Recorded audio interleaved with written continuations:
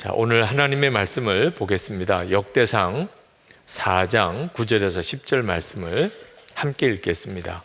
역대상 4장 9절에서 10절입니다.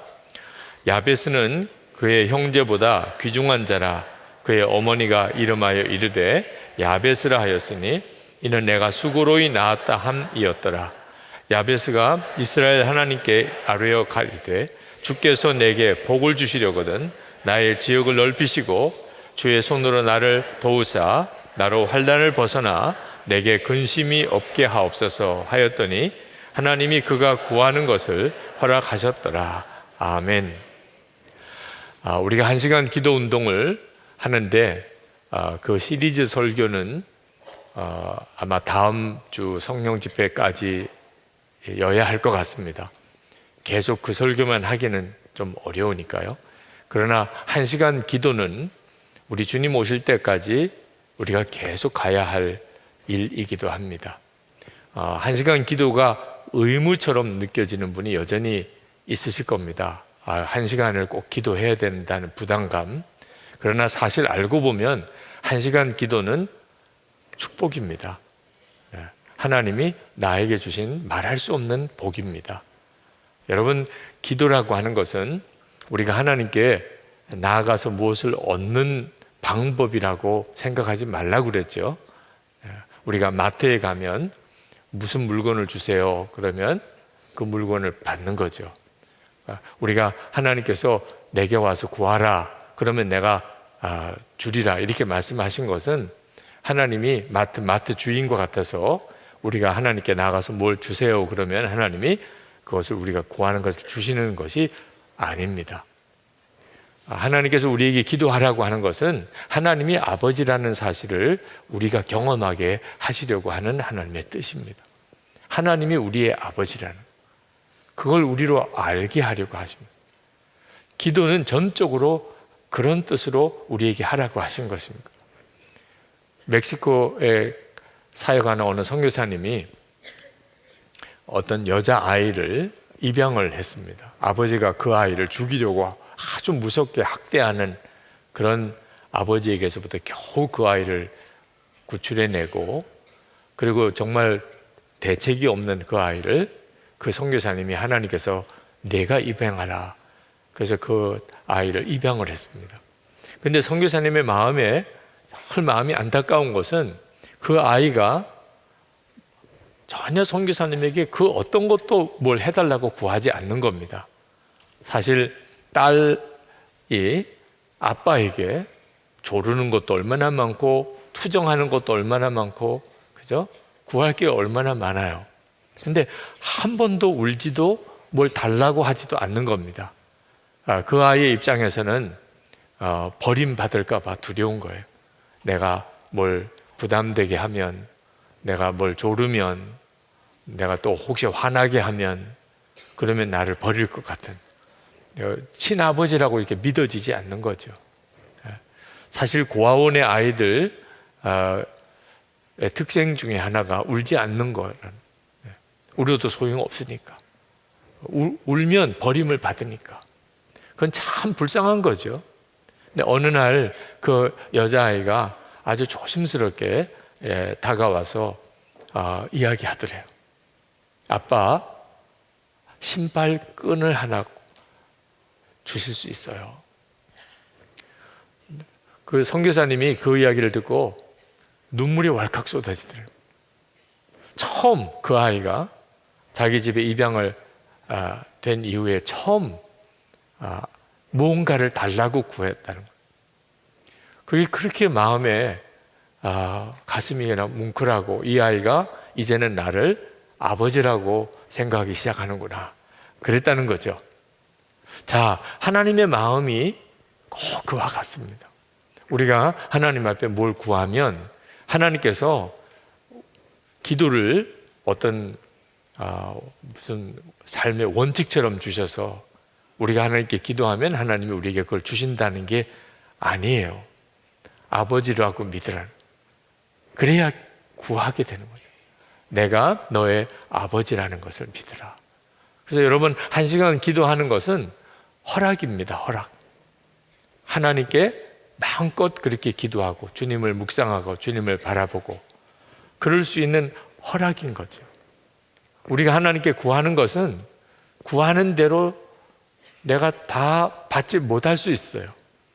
예를 들어서 아이가 떡을 달라고 하면 아버지가 떡이 있으면 안 줄 리가 없지요. 그렇죠? 근데 아이가 돌을 떡으로 알고 그 떡을 먹고 싶은데 떡이 필요한데 돌을 달라고 하면 아버지가 그래 너 돌 달라고 그랬지 그러고 떡 대신에 돌을 줄 아버지가 어디 있냐면 너가 돌을 달라고 구하지만 너에게 필요한 건 떡이지 그래서 돌을 달라고 했는데 떡을 주잖아요. 아예 달라고 안 해도 아버지면 당연히 떡을 주죠. 그죠? 구해서 합당하면 그대로 주시고 잘못 구하면 더 좋은 곳으로 주시고 혹시 구하지 않아도 하나님이 주시죠. 저는 솔직히 제가 결혼할 때 나이가 26이었는데 그때 돌아보면 하나님 제게 좋은 아내를 주셔서 금식하고 철야하고 그러질 않았었어요. 네.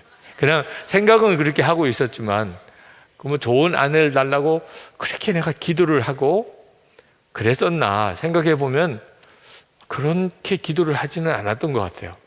그런데 하나님이 좋은 아내를 주셨어요. 기도를 꼭 해서 주신 게 아니고 구하지도 않았는데도 주신 것처럼 좋은 아내를 주셨어요.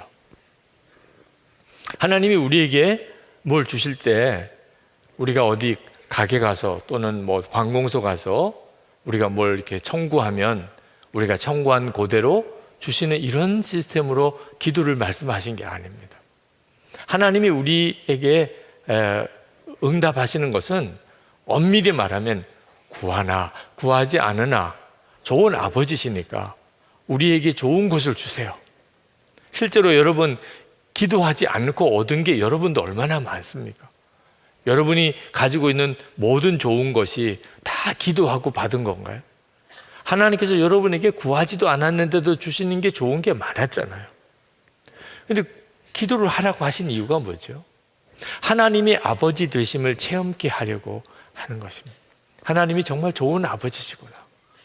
그죠? 우리가 딸이 아버지에게 뭘 구하면 항상 아버지는 좋은 곳으로 주잖아요. 구한 대로 주지 않고 좋은 곳으로 주잖아요. 그래서 기도는 정말 복입니다. 하나님이 내가 너의 아버지인 것을 정말 믿으라. 이것이 믿어지면 그러면 기도가 되죠. 오늘 우리가 읽은 이 본문은 굉장히 유명한 성경입니다. 야베스의 기도라고 굉장히 유명해진 성경인데 흔히들 이 야베스의 기도를 인생이 바뀐 기도, 팔자가 고쳐진 기도 뭐 그렇게 생각하기도 합니다. 근데 우리가 기도할 때 이 야베스의 기도를 좀 주목해 볼 필요가 있겠어요.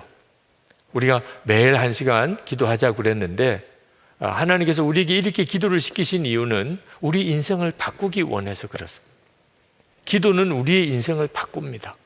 정말 기적과 같이 바꿉니다. 그러니까 1시간 기도는 사실 엄청난 복이에요. 의무가 아닙니다. 여러분 오늘 본문에 기록된 이 역대상 4장을 보면 유다 자손과 시므온 자손과 여분네 아들 갈렙의 아들들을 비롯해서 여러 유다의 후손들의 이름이 쭉 기록된 족보 중에 나오는 겁니다. 그냥 그 족보를 쭉 언급하다가 갑자기 9절 10절에 가면 2절에 걸쳐서 야베스라는 사람에 대해서 언급이 나오는데 좀 자세한 설명이 나옵니다. 물론 요 2절밖에 없기 때문에 자세하다고 말하기는 어렵지만 이 족보 중에 들어있는 것으로 생각하면 야베스에 대해서는 아주 특별한 언급을 하고 있는 거예요. 그리고 이 야베스가 다른 성경에는 안 나옵니다. 지명, 어느 성 야베스, 길르앗 야베스 사람, 어떤 지역을 말하는 이름으로 야베스는 나오는데 어떤 분은 해석하기를 이 야베스의 이름을 따서 그 성을 이름을 붙였을 것이다. 야베스의 후손들을 말하는 것일 거다. 뭐 이렇게 해석하는 분들도 있긴 합니다만, 하여튼 인물 야베스에 대해서는 여기밖에는 안 나옵니다. 근데 그 짧은 성경이지만 우리에게 주는 기도의 메시지는 굉장히 강렬합니다. 먼저 성경은 이 야베스가 귀중한 자라고 그렇게 말을 했습니다. 9절에 보면 야베스는 그의 형제보다 귀중한 자라. 그 야베스의 가문에 여러 가문의 사람들이 있는데 그 중에서 야베스는 귀중한 자다. 여러분, 여러분의 가정을 생각해 보세요. 여러분의 가정에 누군가가 귀중한 사람이다. 그런 사람이 있을 수 있죠. 예를 들면 가정의 경제를 다 책임지고 있는 가장 귀중한 분이죠. 네. 물론 모든 가족이 다 우리에겐 소중하지만 그 중에서도 우리 가정에 어떤 기둥 같은 역할을 하는, 그렇죠? 혹시 그런 역할을 하는 사람이 큰 딸이다, 큰 딸. 그러면 그 딸은 우리 가정의 귀중한 자다. 그렇게 말할 수 있죠. 우리 선한목자교회의 귀중한 사람은 누굽니까? 여러분 마음에 나지. 그런 생각이 드십니까? 네. 우리 선한목자교회도 어떤 분을 지칭할 때 그분은 우리 교회에 아주 귀중한 분이에요. 다시 말하면 그분 없으면 안 돼요. 그런 뜻이죠. 그분 없으면 큰일 나요. 이런 분이 귀중한 자인 거죠. 야베스는 그런 평가를 받았어요. 야베스는 모든 형제 중에 특별히 귀중한 자다. 그러니까 야베스가 굉장히 참 놀라운 사람이라는 걸 알 수가 있죠. 하나님께서 보시기에도 마음에 들고 주변 사람들도 그를 의지해서 큰 어떤 은혜를 받는 그런 모범적이고 그리고 참 높임을 받는 그런 사람이었다는 거예요. 야베스가 그런 사람이었어요. 그런데 야베스가 본래 그렇게 아주 존귀하고 복된 사람이었는가?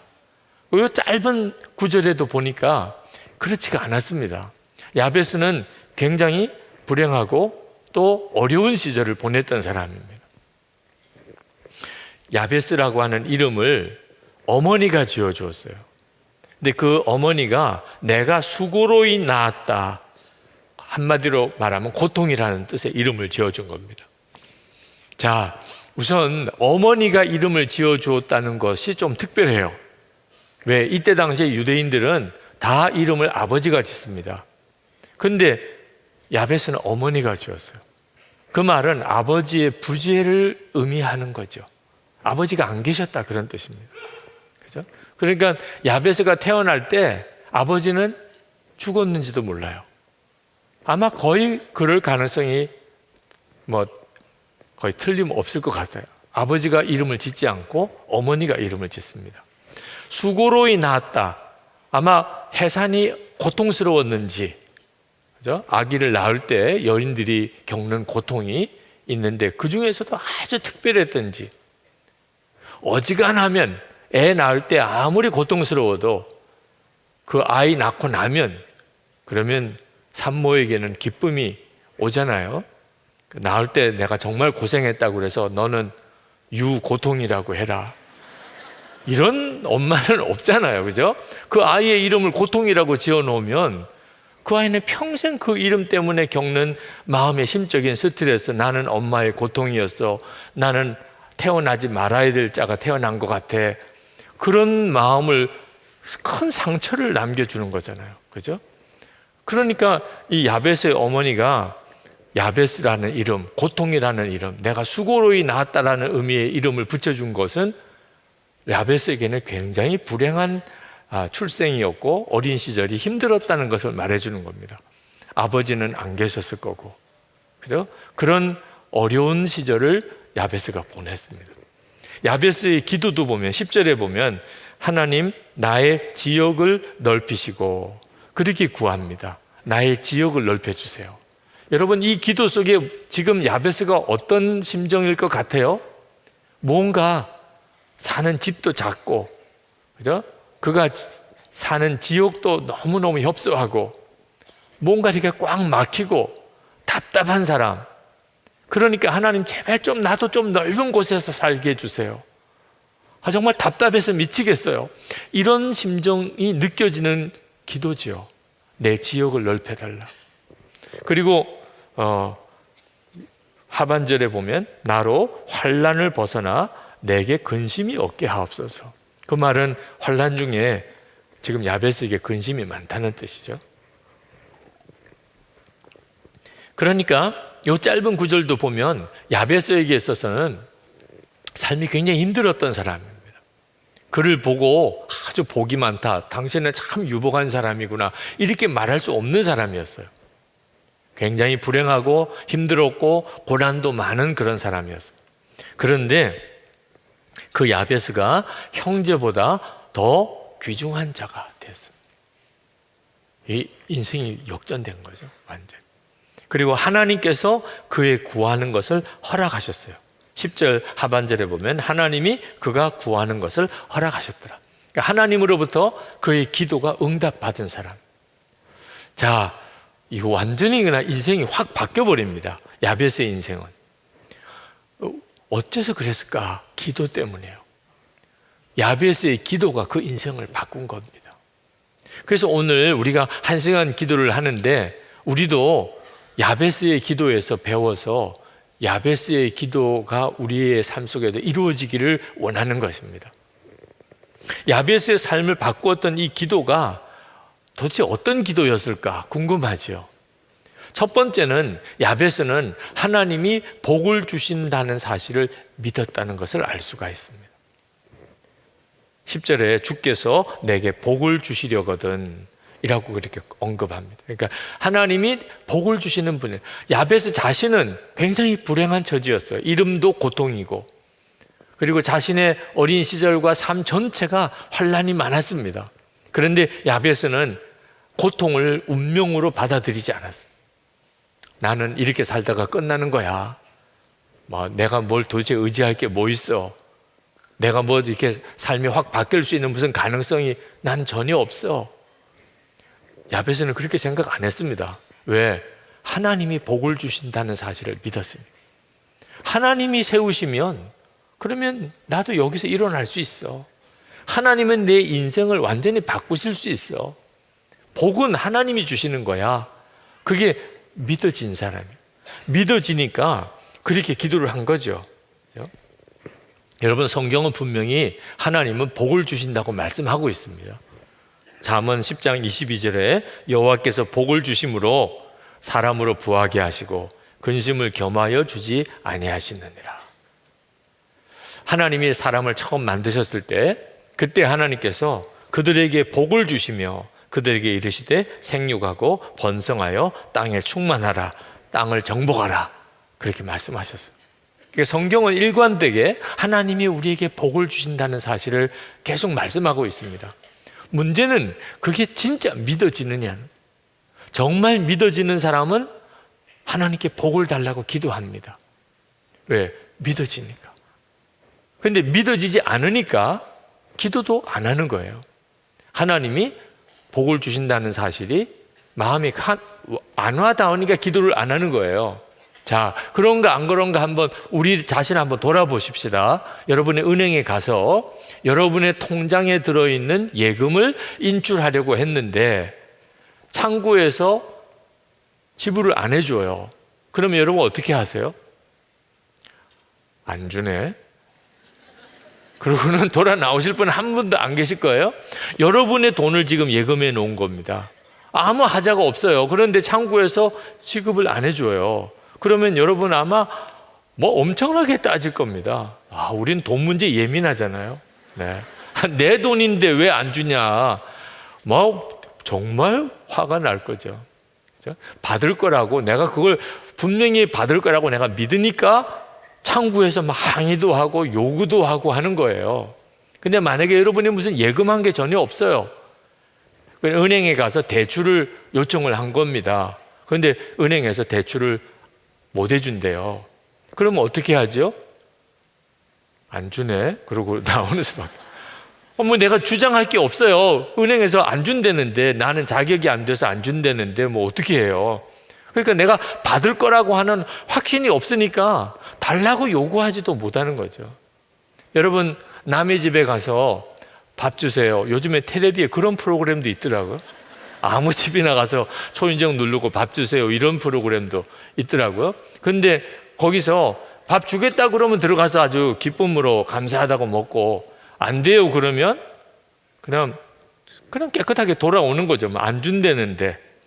왜? 난 아무 권리가 없어요.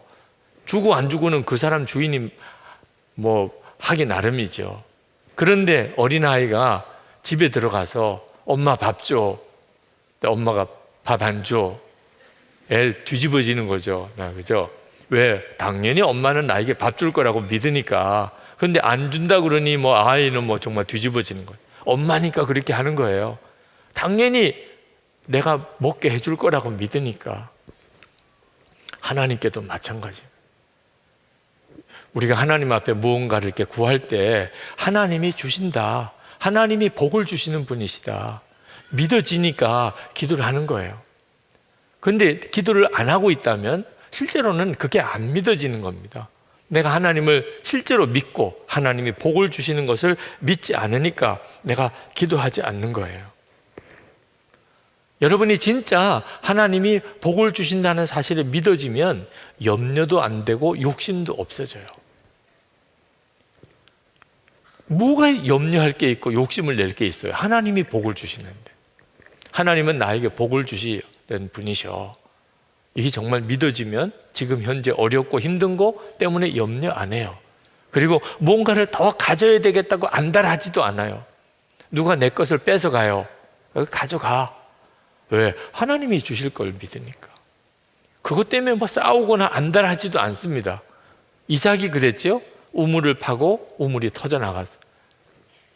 그 주변에 있는 사람들이 우리 땅이다, 우리 우물이야, 그러고 와서 메꿔버리기도 하고 뺏기도 할 때 그냥 주고 나왔어요. 왜? 딴 데 가서 파면 또 주실 거라고 믿으니까.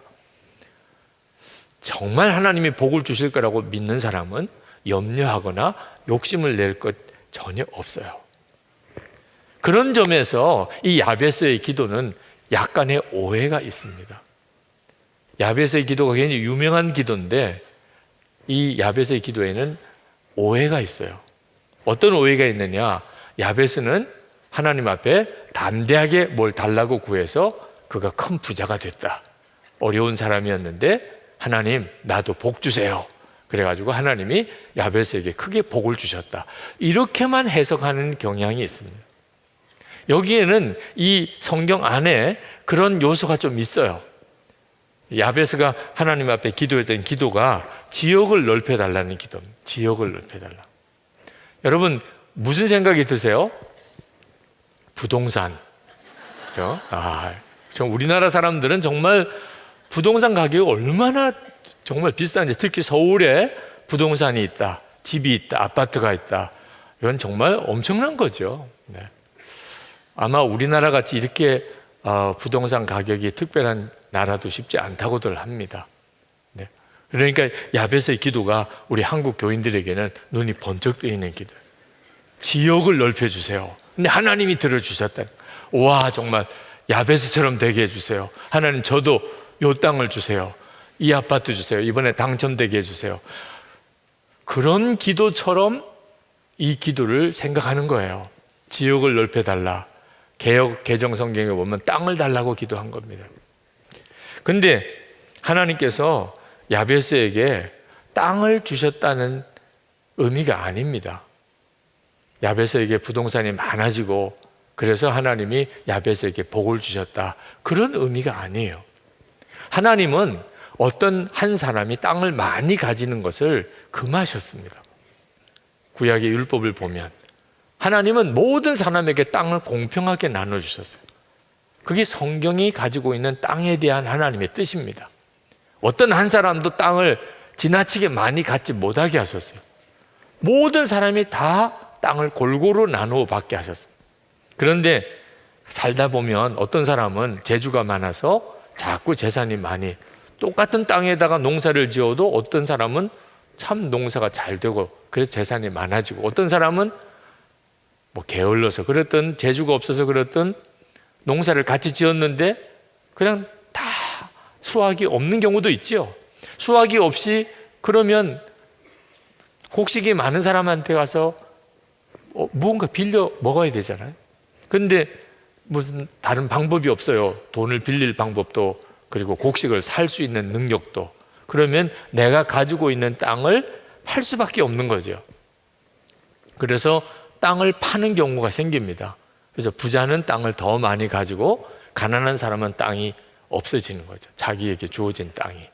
그런데 하나님은 어떻게까지 말씀하셨냐면, 그런 일이 있다 하더라도 희년이 되면, 50년이 되면, 그러면 땅 주인은 그 원 주인에게 땅을 돌려주라, 그렇게 말씀하셨어요. 그러니까 영원히 남의 땅을 내가 소유할 수 없어요. 그게 하나님의 말씀이에요. 그러니까 하나님이 이렇게 말씀하셨는데, 야베스가 하나님 제게 땅을 주세요, 많이 주세요. 그래서 하나님이 그래, 너 땅을 많이 가지거라, 이렇게 하실 리가 없는 거죠. 그러면 야베스가 왜 그렇게 땅을 원했을까요? 그게 무슨 의미가 있을까요? 성경에, 특히 역대기에 나오는 땅의 의미는 하나님의 통치를 의미합니다. 하나님의 다스림을 말하는 거예요.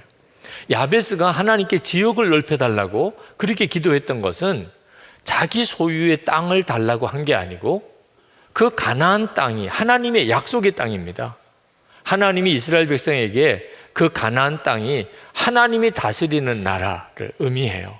그런데 이스라엘 백성들이 온전히 순종하지 못해서 그 가나안 땅에 여전히 이방 족속들이 많이 있고, 그 이방 족속들은 우상숭배자들인데 그 우상숭배의 풍조까지 이스라엘 백성들에게 전염이 돼서 그들이 가나안 땅에 들어가 살기는 하지만 하나님을 경외하는, 하나님이 말씀하신 그 땅이 되지 못했습니다. 그러니까 야베스가 하나님께 기도하는 기도는 하나님의 나라가 그 가나안 땅에 더 확장되어지기를 원했던 거예요. 그 점이 아주 중요한 초점입니다. 지금 우리 한국 사회를 한번 봅시다. 우리 한국 사회, 이 교회가 점점점 영향력을 잃어가서 이제는 사회의 여러 구설수, 비난의 대상도 되기도 하고, 그래서 교회를 다니던 사람이 교회를 안 나오는 사람, 그런 교인을 가나안 성도라 그러죠. 안 나가 성도라, 교회 안 나가, 그걸 이제 거꾸로 해서 가나안 성도다, 그렇게 말하는데, 하여튼 그런 교회 다니다가 이제는 교회 안 다니는 사람 많아지고, 그래 사회가 점점점 하나님의 말씀의 원칙에서 벗어나기 시작하고, 그리고 동성애나 낙태나 그처럼 생명을 경시하고, 하나님께서 말씀하신 것을 의도적으로 다 거꾸로 어기려고 하고, 이런 풍조가 우리 한국 사회에 굉장히 강하게 퍼져 있습니다. 자, 바로 이것이 야베스가 하나님 앞에 그토록 간절히 기도했던 문제와 비슷한 성격이에요. 하나님, 이 땅에 하나님의 영광이 드러나고 하나님의 살아계심을 사람들이 다 믿게 하시고 하나님의 말씀대로 사는 것을 중요한 삶의 원칙으로 삼게 해 주옵소서. 하나님의 나라를 위해서 기도하고 나라와 민족을 위해 기도하는 거죠. 지금 한때는 정말 복음이 강력하게 일어나고 부흥이 일어나고 전 세계에 선교사를 보내었던 유럽 같은 나라, 지금 기독교가 정말 껍데기만 남아있는 그런 아주 황폐해진, 영적으로 황폐해진 나라가 다 되었잖아요. 바로 그 상황이 야베스가 하나님께 기도했던 상황이에요. 하나님, 이 땅에 하나님의 나라가 확장되기를 원합니다. 하나님의 영광이 나타나게 되기를 원합니다. 여러분, 기도는 우리의 삶을 바꿔요. 그런데 꼭 명심하셔야 됩니다. 하나님, 나도 땅 좀 주세요. 그래서 야베스가 복을 받았다. 야베스가 기도를 안 하던 사람이었는데 어느 날 하나님은 구하면 주신다는 걸 깨닫고, 하나님, 나도 제발 좀 가난하게, 불쌍하게, 이름도 고통이고 좀 제발 정말 이렇게 살지 않고 나도 한번 좀 잘 살게 해주세요. 그동안 나 무시했던 사람 앞에서 내가 정말 그 사람들 앞에 정말 보란 듯이 나도 한번 잘 살게 해주세요. 너무 억울해요. 그렇게 하나님께 기도했더니 하나님이 복을 왕창 주셔서, 이런 스토리 아니라는 걸 꼭 기억하셔야 돼요. 그래서 기도가 인생을 바꾼 게 아니라는 겁니다. 하나님께 구했더니 하나님이, 하나님 빨간 스포츠카를 주세요. 그랬더니 정말 빨간 스포츠카가 나타나고, 이런 기도가 아니라는 거예요. 안타깝게도 여전히 이 기도를 그렇게 해석하는 분들이 있습니다. 그러니까 야베스가 지역을 넓혀달라고 기도했더니 하나님이 응답해 주셨다더라. 그렇지, 기도는 그렇게 해야 되는 거야. 그래서 구체적으로 기초적으로 기도해야지.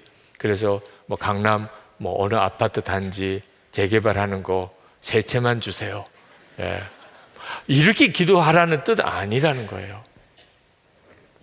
하나님의 나라를 위한 기도. 여러분, 하나님이 우리를 이렇게 보실 때 만약에 누군가를 더 귀중한 자라고 보신다면, 한번 여러분 하나님 입장에 생각해 보십시오. 오늘 이 자리에도 우리가 참 많이 모여서 하나님께 기도하는데, 우리 중에 하나님이 누군가를 아주 귀중하게 보세요. 야, 넌 정말 특별하구나. 너 어쩌면 그렇게 내 마음하고 똑같니? 야, 너는 정말 있어야 돼. 나 정말 너 때문에 위로받는다. 이럴 수 있는 사람이 누굴까요? 하나님의 나라를 위해서 기도하는, 자기도 먹고 사는 일이 쉽지 않은데 하나님의 나라를 위해, 이 땅에 우리 민족을 위해, 우리 한국 사회를 위해. 너무 안타까우니까. 하나님의 계획은 이건 분명히 아닌데 어떻게 이렇게 됐을까? 한국 교회를 위해 눈물로 기도하는, 누가 어떻대더라 이렇게 말하지 않고, 정말 하나님의 나라가 이 땅에 온전히 이루어지기를 원합니다. 그렇게 기도하는, 우리가 다 오늘 기도하지만 기도의 내용은 다 달라요. 근데 우리가 하나님이 정말 귀중하게 여기는 그 기도를 주님 앞에 드릴 수 있게 될 때, 그 기도가 우리 인생을 바꾼다니까. 왜? 우리 인생을 바꾸실 분이 하나님이시니까. 하나님이 우리를 귀중하게 보시는데 어떻게 그 인생이 안 바뀔 수 있겠냐. 야베스의 기도가 우리에게 말씀하려는 교훈이에요. 정말 하나님을 위해서. 이 야베스라는 이름이 붙여진 길르앗 야베스라는 그 도시, 그 족속들을 가만히 성경에서 찾아서 해석을 해보면 정말 깜짝 놀랄 정도예요. 그 야베스, 길르앗 야베스 성 안에 이방인들을 다 품습니다. 그 이방인들을 또 서기관으로 세우는 역사도 이루어요. 가만히 살펴보면 아주 정말 독특합니다. 정말 그 야베스라는 성이, 야베스라는 그 사람의 이름을 따온 거라고 한다면, 야베스는 정말 대단한 사람. 단순히 땅 많이 달라고 하나님께 기도한 사람이 아닙니다. 하나님의 뜻이 이 땅에 온전히 이루어지고, 그리고 유대인, 이방인 이런 장벽 다 무너뜨리고, 오히려 이방인들을 하나님의 귀한 종들로 길러내고, 예수 그리스도 주의 복음의 영광을 이미 야베스는 그때부터 살아냈던 사람. 그러니 귀중한 사람. 하나님이 보실 때 정말 귀중한 사람이에요. 오늘 여러분들이 하나님 앞에 나와 기도할 때 바로 그 기도를 붙잡게 되길 바랍니다. 오늘 이 기도 시간이 여러분의 인생을 바꾸는 시간이 될 수 있어요. 기도가 달라지기 시작한.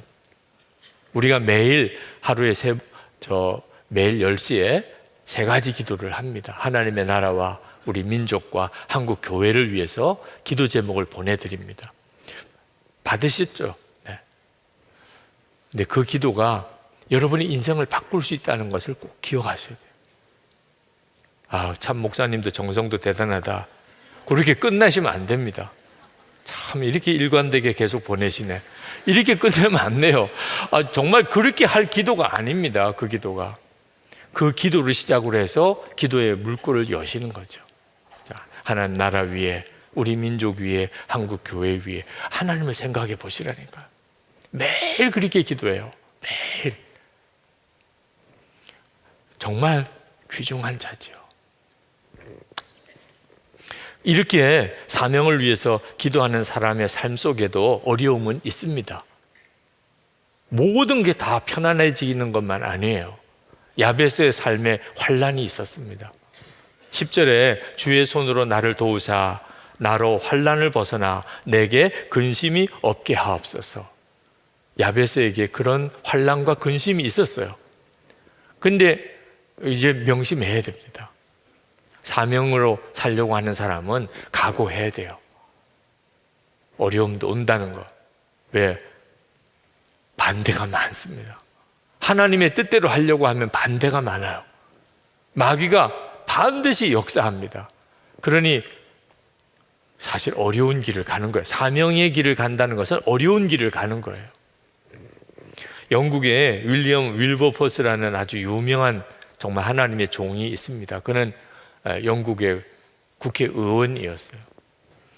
그가 아주 젊어서 20대 때 정치에 입문을 해서 정기에 진출을 해보니까 그때 당시에 영국 사회가 너무 부패했어요. 그래서 혐오감이 생겼어요. 그는 하나님께 헌신해서 목회자가 되려고 생각을 했었습니다. 성직자가 되려고. 그때 존 뉴턴이라고 하는 노예였다가 노예 상인이었다가 목사가 되었던 존 뉴턴, 나 같은 죄인 살리신 그 찬송을 지으신 그분이 이 윌리엄 윌버포스에게 그가 상담을 받고 대답을 합니다. 너의 사명지는 교회가 아니고 영국 의회다. 영국 의회가 너의 사명지다. 그 응답이 하나님의 음성으로 들렸어요. 그렇구나. 내 사명지는 영국 의회구나. 부패한 이 영국 의회구나. 그리고 그가 마음을 다잡고 그리고는 이제 의정 활동을 하는데 그는 두 가지를 해결해 냅니다. 하나는 노예 무역을 폐지시키는 것. 또 하나는 온갖 영국의 악법들을 다 개편하는 작업을 합니다. 엄청난 저항들이 일어나는. 그때 당시에 영국 무역은 노예 무역은 영국의 경제의 3분의 1을 충당할 정도로 엄청난 것이었어요. 그러니까 영국은 노예 무역을 해서 먹고 살았던 나라처럼 해도 과언이 아닙니다. 그런 엄청난 이권이에요. 거기에는 왕족 비롯해서 귀족, 그 다음에 상인, 그 관련된 사람들까지 엄청난 사람들이 관련이 있어요. 영국 무역을 해가지고 먹고 사는. 근데 윌리엄 윌버포스가 우리 노예 무역 폐지합시다. 그냥 됐겠습니까? 150번이나 아주 작은 체격의 윌버포스가 영국 의회에서 150번이나 연설을 합니다. 이건 절대 안 된다. 노예 무역 이렇게 해서는 우리나라 절대 복 받을 수 없다. 영국이 진정으로 위대한 나라가 되고자 한다면 하나님의 법을 지켜야 한, 노예 무역은 분명히 하나님의 분노를 자극하는 일이다. 기독교 국가인데 우리 영국이 황금의 눈이 멀어서 노예 무역을 하고 있다니, 이러고도 오래 살아남은 제국은 역사에 없었다. 그가 영국 의회에서 그 동료 국회의원들에게 외쳤던 거예요. 정말 목사가 설교를 한 것과 같은 거죠. 그렇게 완고하게 통과가 안 될 것 같은 법안이 결국은 통과가 됩니다. 노예 무역 영국에서 완전히 폐지되는 거죠. 사람들은 이 윌리엄 윌버포스를 영국의 양심이라고 불렀습니다. 그리고 그 영향으로 영국의 젊은 국회의원 3분의 1이 복음적인 기독교인이 됩니다. 윌리엄 윌버포스의 영향을 받아서. 이게 야베스의 기도예요. 야베스의 기도, 하나님의 역사가 이 땅에 일어나기 원합니다. 하나님의 나라가 우리 가정에, 내 직장에, 우리 사회에, 우리 나라의 민족에, 세계 열방에 하나님의 나라가 이루어지기를 원합니다. 하나님의 뜻이 아닌 것이 이제는 폐지되고 하나님의 법이 우리 가운데 받아들여지게 해 주옵소서. 자기에게 주어진 삶의 영역에서 하나님의 나라를 위해서 기도했던 그 기도가 사실 야베스의 기도예요. 하나님께서 당신의 자녀들에게 사명을 주시기 때문에 복을 주시는 거예요. 그 대표적인 사람이 요셉입니다. 요셉이 애굽의 총리가 됩니다. 그건 요셉에게 있어서 뭐 어떤 성공을 의미하는 게 아닙니다. 그건 사명이었어요. 이제 대흉년이 올 텐데 그 야곱의 가족들뿐만 아니고 그 주변에 있는 모든 사람들을 먹이고 살릴 사명을 요셉에게 준 거예요. 그 사명 때문에 총리가 되게 한 겁니다. 요셉은 총리가 되고 난 다음에 일절 자기의 유익을 구하지 않았어요. 그런 요셉이 되기 위하여 요셉에게는 엄청난 시련이 있었습니다. 형들로부터 팔려서 노예 생활도 하고, 감옥에 억울하게 끌려가서 감옥 생활도 하고, 하나님이 사명을 주신 사람이기 때문에 환난과 시험이 너무너무 극심했지만 하나님이 거기서 구원해 내십니다. 여러분, 여러분에게 있어서 사명이 있으면 그러면 하나님이 여러분의 문제를 깊이 관여하십니다. 여러분의 문제들, 시련들, 환난들 하나님께서 가장 중요하게 생각하는 문제가 됩니다. 왜? 사명 때문에. 야베스의 기도, 하나님의 나라가 이 땅에 이루어지게 해주옵소서. 그 기도를 드리는 거예요. 자기 개인적으로도 답답한 문제가 많은데 어떻게 이렇게 한국 교회를 위해서 눈물로 기도하고 우리 민족을 위해서 기도하고, 지금 우리나라, 우리 민족은 정말 기도자가 많이 필요합니다. 김정은이 한국을 오느냐 어떠냐 뭐 모르겠어요. 그게 실제로 어떻게 될지는. 아마 또 한 번 엄청난 급변하는 어떤 변화가 일어나게 될 겁니다. 잘못하면 정말 두고두고 후회할 일도 될 수 있고, 정말 하나님이 역사하시면 우리 민족사가 완전히 바꿔지는 계기도 될 수 있는, 우리나라 국민의 판단은 이렇게 쫙 양극단으로 둘로 갈리는 것 같습니다. 이때 우리가 해야 될 일이 기도예요. 네. 정말 우리가 다른 힘은 없지만 우리가 하나님, 이 민족이 이 일을 계기로 해서 어떤 계획과 뭐 뒤에 배경이 있을지는 몰라도 하나님이 역사를 움직여 이루어 주셔서 성도들의 기도가 이처럼 필요할 때가 또 있을까 싶어요. 근데 실제로 기도하는 사람이 굉장히 적다는 느낌이 듭니다. 그러니까 하나님이 주목하시는 거죠. 여러분, 이 수지맞은 기회를 놓치면 안 됩니다. 하나님의 나라 위에 기도하고 민족 위에 기도하고 한국 교회 위에 기도할 이 엄청난 축복의 기회를, 이건 축복이에요. 의무가 아니고. 그때 하나님이 우리에게 있는 여러 가지 모든 문제들이 바뀌어서 하나님의 역사를 이룹니다. 한 번은 부산에 전도로 유명한 세계로 교회 담임 목사였던 손현보 목사님이 우리 교회에 오셨던 적이 있습니다. 그때 그 손현보 목사님이 그런 표현을 쓰세요. 하여튼 부흥 안 되는 교회는 표도 다르다는 거예요. 한 사람이 한 사람 전도하자, 이런 교회는 절대 부흥이 안 된다는 거예요. 1년 목표가 한 사람이 한 사람 전도하자. 목사인 입장에서 그건 정말 대단한 일이에요. 100명 교인이 1년 지나서 100명을 전도했다. 200명 되는 거잖아요. 배가 이런 식으로 나가면 정말 와, 이렇게 하면 몇 년 안에 우리 교회가 어떤 교회가 되겠다, 이런 생각이 드니까 목표를 뭐 많이 전도하라고 그러면 부담스러워서 못할까 봐 한 사람 전도하자. 1년에 한 명이 한 사람 전도. 1년에 한 명이 한 사람 전도하자고 표를 그렇게 정해놓았기 때문에 전도를 안 한다는 거예요. 왜? 뭐 한 사람 하면 되지 뭐. 1월은 뭐 전혀 급한 마음이 없어요. 3월 돼도 봄 나들이도 나가고 여름에 휴가도 가고. 왜? 1년에 한 사람만 하면 되니까. 그죠?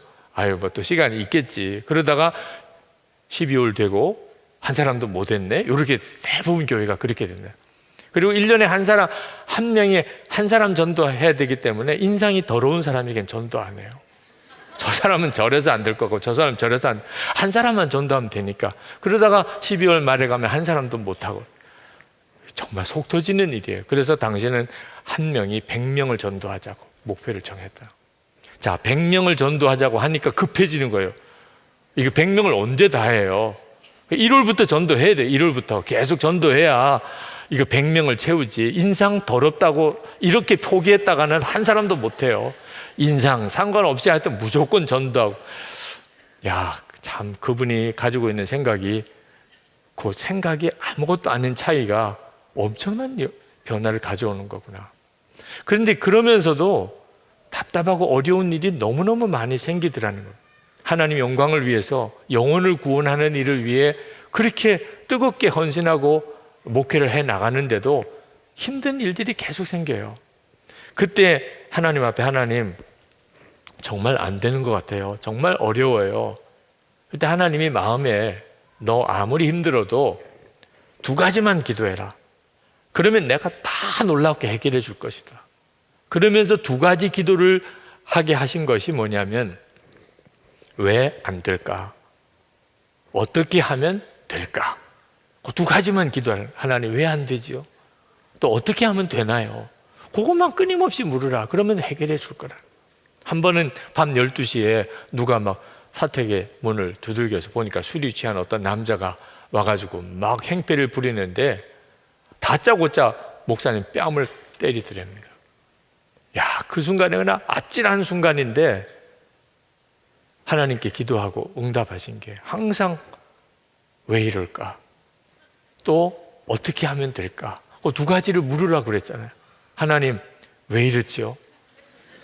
나 지금 어떻게 하면 되지요? 뺨 한 대 맞고 난 다음에 정말 그 순간에 하나님께 기도했더니 하나님의 마음에 응답하기를 계속 맞아라, 그런 마음을 주시더래요. 넌 지금은 계속 맞아야 될 때다. 뭐라고 다 이해하기는 어렵지만 그런 느낌이 들어서 그냥 때린 그 사람 붙잡고 잘 그냥 선대하고, 그리고 부드럽게 받아주고, 그리고 그 술주정도 다 받아주고 그랬는데, 그분이 그 교회 장로님이 되셨어요. 그 교회 장로님 중에 한 분이 정말 예수 안 믿고 막 그럴 때는 목사님한테 뺨도 때렸던 그런 사람이죠. 그런데 주님이 하라는 대로 하니까, 전적으로 주님의 의지에서 주님께 맡기고 나가니까 하나님께서 그런 역사를 이루어 주시더라는 거죠. 여러분도 두 가지 기도를 아무리 힘들고 어려워도 꼭 해보세요. 뭐가 잘 안 되면 왜 안 될까? 하나님 답을 주세요. 왜 안 되는 거지? 우리 가정은 왜 이렇게 계속 싸우기만 하는 거지? 하나님 왜 이런 거지요? 하나님이 가르쳐 주세요. 그리고 어떻게 하면 되지요? 안 싸우고 서로 사랑하고 하나 되는 일, 도대체 어떻게 하면 되지요? 하나님, 난 정말 하는 일마다 장사가 안 돼요. 왜 안 되지요? 또 하나님 어떻게 하면 장사도 잘할 수 있을까요? 애들을 기르는 거나 부부 사이의 문제나 우리가 무슨 직장 생활을 하는 거나, 정말 여러분이 사명을 위해서 사는 사람이라면 하나님이 여러분의 모든 삶 속에 관여하세요. 여러분이 겪고 있는 문제에 대해서, 어려움에 대해서 이유를 알게 하시고 또 어떻게 해결하라는 방법도 가르쳐 주십니다. 오늘 이 밤에도 그리 하실 거라고 믿습니다. 지난 수요일에 우리 교우 중에 한 분이 오늘도 여기 와 계신지 모르겠네요. 다음 주간에 출발하신다고 그래서 아프리카 선교사로 가시기로 결심하고, 그리고 인사를 오셨어요. 선교단체에서 섬기셨던 분이긴 하지만 사실 아프리카 선교사로 간다는 일은 참 만만치 않은 결단인데요. 선한 목자교회 파송을 받기를 원하셨는데 저희 교회는 또 파송 선교사의 규정이 있습니다. 근데 그분은 그 규정을 다 충족할 수는 없는 여건이셨어요. 그래서 협력 선교사로 이번에 아프리카로 가세요. 제가 보기에는 정말 대책이 없는 분이에요. 그런데 우리 교우 중에 그런 분들이 계속 일어나고 있어요. 이번에도 신학대학원 지원하는 우리 교우들이 너무 많아요. 지금 감리교 신학대학교의 선한목자교회 출신 우리 전도사님들이 제일 많아요. 도처에서 하나님의 일을 위해서 자기 자신 전체를 헌신하겠다고 나서는 분들이 많아요. 그 삶은 사실 만만치가 않습니다. 근데 하나님은 사명을 위해서 나가는 이들에게 반드시 함께 하시겠다고 약속하신 거예요. 그게 야베스의 기도예요. 오늘 이 시간에 우리가 하나님 앞에 기도할 제목이, 하나님께서 보시기에 나를 귀중한 자라고 인정해 주시고, 그 귀중한 자의 핵심이 기도예요. 결국은 기도에서 삶이 바뀌는 거예요. 내 마음의 소원이 기도니까 그 기도대로 내가 결국 살게 되는 겁니다. 그리고 하나님의 역사가 우리 삶에 나타나는 거예요. 하나님이 보세요. 우리 인생은 하나님이 결정하시는 거예요. 여러분이 가진 것도 없고 배운 것도 없고 해도 괜찮아요. 나이도 너무 많이 들었고 그 걱정하지 마세요. 하나님은 그런 것 가지고 하나님이 사람을 택하시는 게 아니라고 그러셨습니다. 오직 하나, 여러분의 기도가 하나님의 마음을 움직이는 그 기도, 하나님이 너무 기뻐요. 그렇게 기도하는 너가 있음으로 인해 내가 기쁘다. 여러분 이 기도를 붙잡으세요. 1시간 기도 정말 수지맞은 하나님이 주신 축복입니다. 그때 하나님 정말 기뻐하시는 기도를 내가 계속 드리리라. 주님, 저에게 주님이 원하시는 것을 알게 해주세요. 정말 인생이 바뀌어지는 기도의 시간이 되기를 원합니다. 우리 오늘 이 시간 같이 그렇게 함께 기도하겠습니다. 자, 우리 찬양을 같이 하겠습니다. 모든 상황 속에서 그 찬양을 부르시고 우리 3가지 기도 제목으로 같이 기도하고, 오늘도 안수기도 받기 원하시는 분들은 마지막 기도 시간에 내려오셔서 안수기도 받으시고, 그리고 강단에 올라오셔서 자유롭게 기도하실 분들 기도하시기 바랍니다.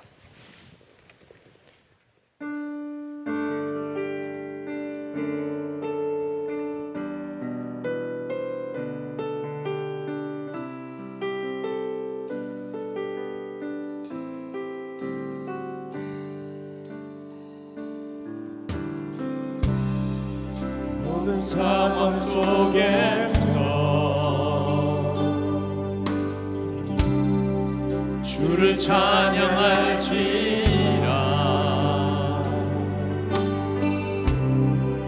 주는 너의 큰 삶을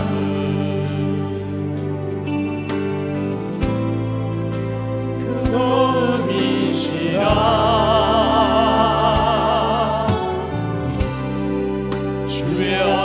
구할 때 주의 영을 부르사 크신 사랑 안에서 주를 보게 하소서.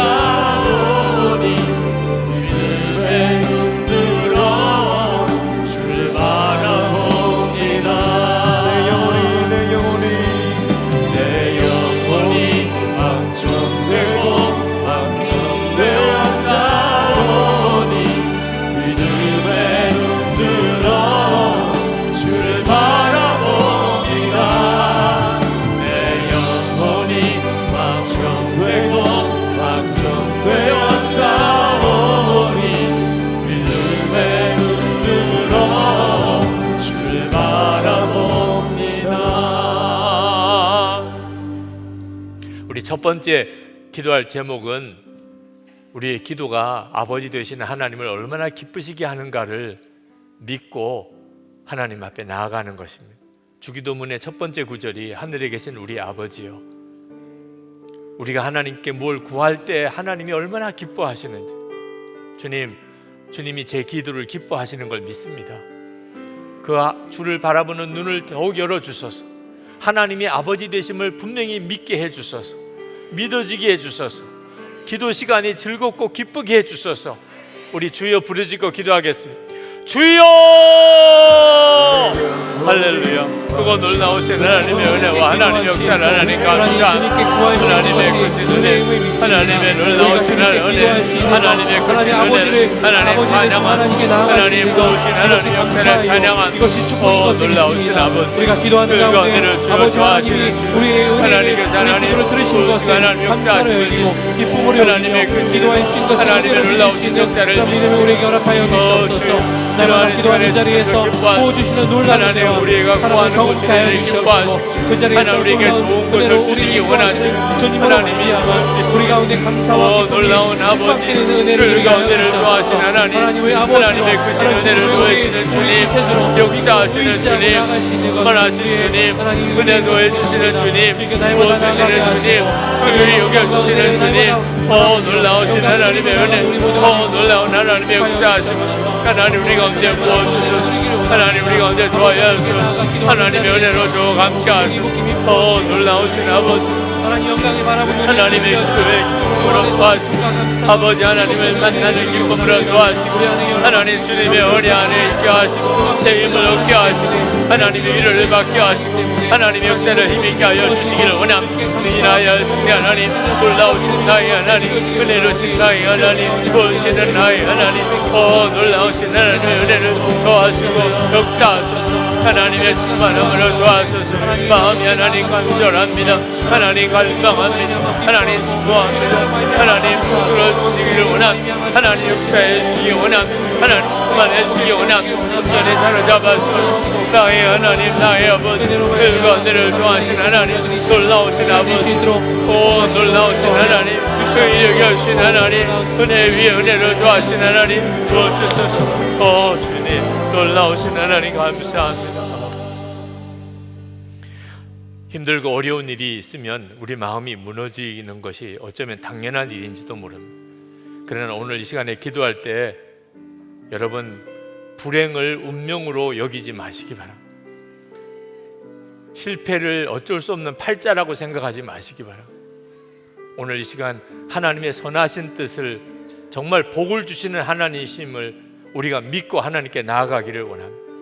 하나님은 여러분에게 복을 주시기를 원하십니다. 주님 제가 그것을 믿습니다.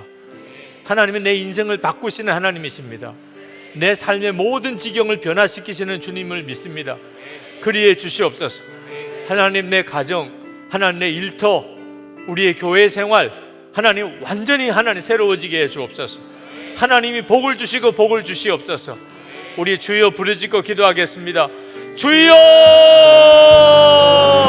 살아계신 하나님 감사합니다. 하나님을 도와주신 하나님의 주기 원하시는 분이신 것을 믿습니다. 놀라우신 우리가 날마다 실패에 묶여있지 않게 하시고 복 주시는 하나님 믿고 의지하며 기도로 나아가게 하여 주시옵소서. 하나님 우리의 모든 실패와 절망을 기쁨의 환희로 바꿔주실 것을 믿습니다. 가정 가운데, 직장 가운데, 우리의 삶 가운데 하나님 은혜의 장중에 실패로 낙심하는 일들이 하나님 은혜로 열어주시옵소서. 믿습니다. 그 가운데를 도와주신 나의 아버지 은혜 위에 은혜를 도와주시는 나의 주 주관하시고 하나님 역사하시고 하나님 충만하시고 사로잡아 주시기 원합니다. 놀라우신 아버지 놀라우신 나의 하나님 도와주셔서 눈물로 기쁨으로 은혜를 도와주셔서 하나님 그 역사를 도와주셔서 아버지 하나님 원하지 않냐 나의 하나님 풀어주시기 원합니다. 나의 하나님 주시기 원합니다. 하나님 저의 주님 나의 주님 은혜의 주님 하나님의 교회가 하나님 목사님들 안에 하나님 우리 성도들에게 하나님 이 교회 한국 교회에도 하나님의 선하신 계획 하나님의 선하신 뜻을 믿습니다. 하나님 어떤 인생 주 예수님 안에 변화되고 하나님 복음 안에 성령의 역사 안에 성령의 능력 안에 온전히 새로워지는 역사 허락의 신령을 믿습니다. 나의 하나님 우리가 예수님 안에 온전히 주 예수님을 사는 자가 되게 하시고 하나님 역사의 하나님 주인공이 되게 하나님의 일의 주인공이 되게 하나님 역사의 주인공이 되게 하여 주시기를 원합니다. 나의 하나님 주신 은혜를 도와주시고 하나님 주신 역사 하나님의 주신 은혜 하나님 놀라게 부어주시기를 원합니다. 나의 하나님 사랑과 은혜가 충만하신 나의 하나님 나의 주님 부어주시기 원합니다. 나의 하나님 나의 문제보다 크신 하나님을 믿고 신뢰하며 나가는 질 살아가는 성도들이 다 될 수 있도록 축복하여 주시옵소서. 주님 앞에 나아가 머물 때 하나님 우리의 염려와 근심을 떠나가고 우리 안에 하나님으로 인한 평안과 기쁨이 샘솟는 일어나게 될지 믿사오니 그러한 우리에게 평안과 기쁨을 허락하여 주시옵소서. 은혜의 생물을 우리에게 허락하여 주시옵소서. 인도하여 주시옵소서.